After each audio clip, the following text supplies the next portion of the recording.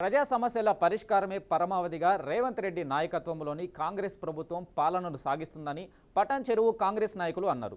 పటాన్ చెరువు మండలం బచ్చుగూడ గ్రామ పంచాయతీ పరిధిలో నియోజకవర్గ ఇన్ఛార్జ్ కాటా శ్రీనివాస్ గౌడ్ ఆధ్వర్యంలో నిర్వహించిన ప్రజాపాలన విజయోత్సవాలకు తెలంగాణ రాష్ట్ర ఫిషరీస్ సొసైటీస్ చైర్మన్ మెట్టు సాయికుమార్తో కలిసి నాయకులు పాల్గొన్నారు.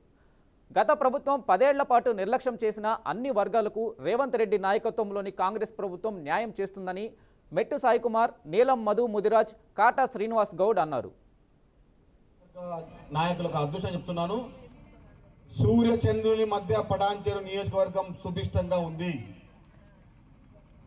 సూర్యునిగా ఉన్నటువంటి నీలం మధు గారు, చంద్రునిగా వెలుగులిచ్చేటువంటి కాటా శ్రీనివాస్ గారు ఏ నాయకత్వానికి దగ్గరుండాలో, ఏ ప్రధానానికి దగ్గరుండాలో దానికి మీరు దగ్గరగా కుటుంబ సభ్యులుగా ఉన్నారు. రాష్ట్రంలో నాయకత్వానికి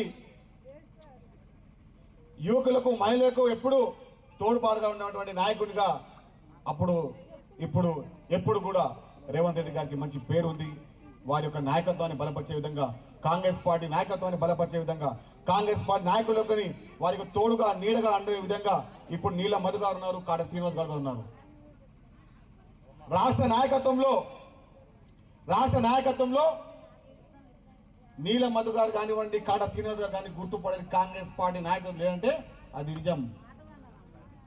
నియోజకవర్గ బదుల అదృష్టం. ఎందుకంటే అన్న చెప్పిండు, ఇంకా 4 సంవత్సరాలు కాదు, కాంగ్రెస్ పార్టీ నాయకత్వంలో ఎమ్మెల్సీలు ఉన్నాయి, ఎంపీ పార్లమెంట్ సభ్యులు ఉన్నారు, రాజ్యసభ్యులు ఉంది. నాయకత్వానికి అవసరం ఉంటే తీసుకొచ్చి అసెంబ్లీలో కూర్చోబెడతారు, పార్లమెంట్లో కూర్చోబెడతారు.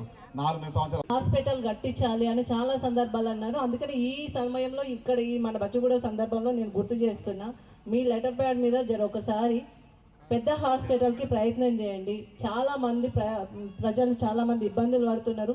ఇప్పుడు చాలా టెక్నాలజీ పెరిగిపోయింది, ఎక్విప్మెంట్స్ అన్నీ కూడా పాతబడిపోయినాయి. ఇప్పుడున్న హాస్పిటల్లో ఇంకా హై టెక్నాలజీ ఉన్న ఎక్విప్మెంట్స్తో ఒక మంచి పెద్ద హాస్పిటల్ని కట్టించాలి. మన దగ్గర గవర్నమెంట్ ప్లేస్ కూడా ఉంది కాబట్టి, జాగా కూడా ఉంది కాబట్టి దాని మీద ఫోకస్ చేయాలి. అట్లనే పెద్ద హాస్పిటల్ అండ్ స్కూలు దీని మీద ఫోకస్ చేస్తే ఇంకా చాలామంది మనం ఎన్నో పథకాలు ఇస్తున్నాము.